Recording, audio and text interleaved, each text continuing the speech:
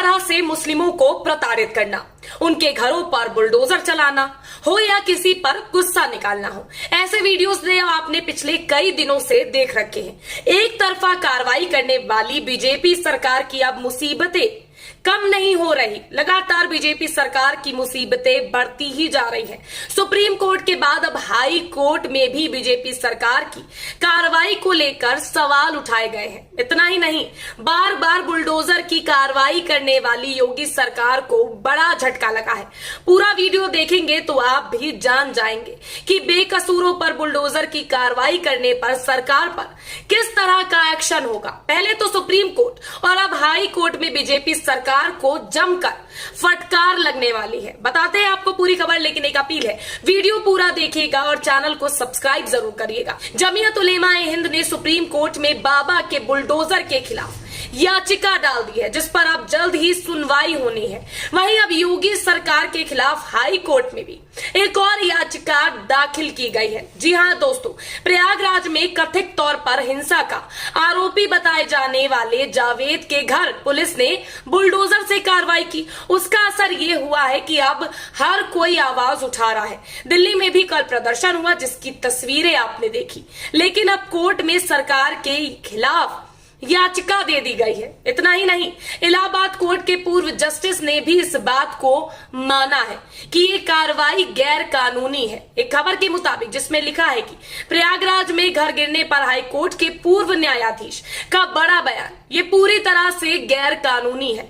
Allahabad high court के पूर्व मुख्य न्यायाधीश जस्टिस गोविंद माथुर ने कहा कि प्रयागराज में मोहम्मद जावेद का घर गिराना पूरी तरह से गैर कानूनी है। उन्होंने इंडियन एक्सप्रेस से कहा ये पूरी तरह से गैर कानूनी है। यदि ये मान भी लिया जाए कि उस घर को गैर कानूनी तरीके से बनाया गया था, जैसा कि करोड़ों भारतीय इसी तरह रहते हैं, फिर भी ये स्वीकार नहीं किया जा सकते कि आप उस घर को तोड़ दें, जबकि वो व्यक्ति हिरासत में है। यहाँ कोई तकनीकी मामला नहीं है, ये कानून का सवाल है। बता दें, प्रयागराज विकास प्राधिकरण ने बीते रविवार यानी कि 12 जून को स्थानीय कार्यकर्ता और वेलफेयर पार्टी ऑफ इंडियन के नेता मोहम्मद जावेद का 2 मंजिला घर पूरी तरह से ध्वस्त कर दिया। पुलिस ने उन पर आरोप लगाए कि बीते शुक्रवार यानी कि 10 जून को जुमे की नमाज के बाद शहर में जो हिंसा हुई थी वो उसके मुख्य साजिश करता है। लेकिन साथ ही प्राधिकरण ने 11 जून को उनके मकान पर नोटिस चिपका कर कहा कि उनके मकान का कुछ हिस्सा अवैध निर्माण की श्रेणी में आता है और कार्रवाई के पहले वो घर को खाली कर ले। हालांकि परिवार और वकील ने पुलिस के आरोपों को पूरी तरह से बेबुनियाद करार दिया। क्या कुछ कहा है वकील ने, पहले आपको वो सुनाते हैं। जावेद मोहम्मद ने कब्रिस्तान से लेकर अपना स्लाटर हाउस तक अपने समाज के हित में बहुत बड़ी जनहित याचिका की थी। इलाहाबाद शहर में नगर निगम की सफाई को लेकर उन्होंने जनहित याचिका की थी। वो एक ऐसे व्यक्ति थे जो सामाजिक होते तो थे ही, लेकिन उनकी कोई आपराधिक छवि नहीं है। उनके खिलाफ कोई भी आज तक कोई FIR उनके खिलाफ नहीं है। उनके खिलाफ FIR में व्हाट्सएप मैसेज पाप करने और ये करने का कोई जिक्र नहीं है। ये बहुत सारे सवाल हैं जो धीरे धीरे अदालतों के सामने हम लोग ले आएंगे। और यही नहीं, बहुत सारे लोग जो गरीब हैं, जो निर्धन है, उनकी भी हम लोग कानूनी सहायता का काम अधिवक्ता मंच की तरफ से करेंगे। लेकिन अक्षम्य अपराध किया है प्रयागराज विकास प्राधिकरण ने, जिन्होंने परवीन फातिमा के मकान को इतनी बेदर्दी से, इतनी गैर कानूनी तरीके से, गैर संवैधानिक तरीके से, अमानवीय ढंग से गिराया। एक दिन के नोटिस पर हमारा कानून कहता है कि उसकी कंपाउंडिंग करिए, उस मकान को सील करिए। यह उत्तर प्रदेश सरकार का शासनादेश कहता है कि कॉलोनी भी अगर अवैध है तो उसका विनियमितीकरण करना चाहिए। कितने शहरों में कितनी कॉलोनियां अवैध होती हैं और सरकार के नीतियों के तहत उनका रेगुलराइजेशन। सुना आपने, जावेद के वकील के राय ने साफ तौर पर कहा है कि प्रयागराज प्रशासन ने जिस घर को गिराया है वो जावेद के नाम पर था ही नहीं, वो घर उनकी पत्नी परवीन फातिमा के नाम पर था। उन्होंने कहा जो मकान परवीन फातिमा के नाम पर था, जिसे उनके पिता ने गिफ्ट किया था, जिस मकान के स्वामित्व से जावेद मोहम्मद का कोई मतलब ही नहीं है, उस व्यक्ति के नाम पर नोटिस जारी कर मकान को जमींदोज करके प्रशासन ने परवीन फातिमा और उनके 4 बच्चों को बेघर कर दिया। वकील ने कहा कि प्रशासन जिस नोटिस की बात कर रहा है उसमें पिछली तारीख लिखी गई है और दावा किया गया है कि उन्होंने 10 मई को इस संबंध में नोटिस जारी किया था।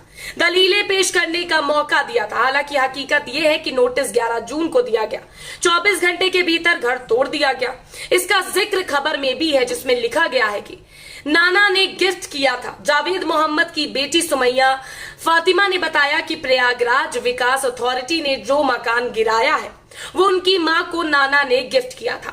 उन्होंने कहा कि मेरे पिता की कमाई से ना तो जमीन खरीदी गई थी और ना ही मकान बना था। अब कानून का दरवाजा खटखटाने के अलावा कोई रास्ता नहीं बचा है, कानून से ही उम्मीद है।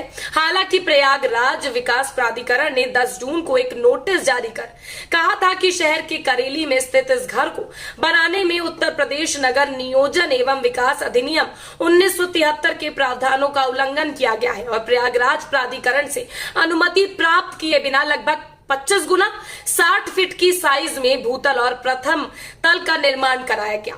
द क्विंट के मुताबिक उसका वीडियो भी सामने आया है, जिसमें वो साफ तौर पर कह रही है ये मेरे पिता पर सारे आरोप बेबुनियाद लगाए जा रहे हैं। यहाँ पर आप सुमैया फातिमा की बातें सुन सकते हैं, पहले उनका बयान सुन लीजिए। अभी उन्होंने ऐसी बात ही नहीं की, बाकायदा वो लोगों का जब कॉल आ रहा था, जिस दिन पथराव हो रहा था उस दिन जब उनके पास कॉल आ रहा था, लोग बुला रहे थे, कह रहे थे ये हो रहा है, तो कह रहे थे कि उन्होंने बाकायदा लोगों को मना करा कि वहां मत जाइए, ऐसी जगहों पे मत जाइए, और सबको बचने के लिए कह रहे थे।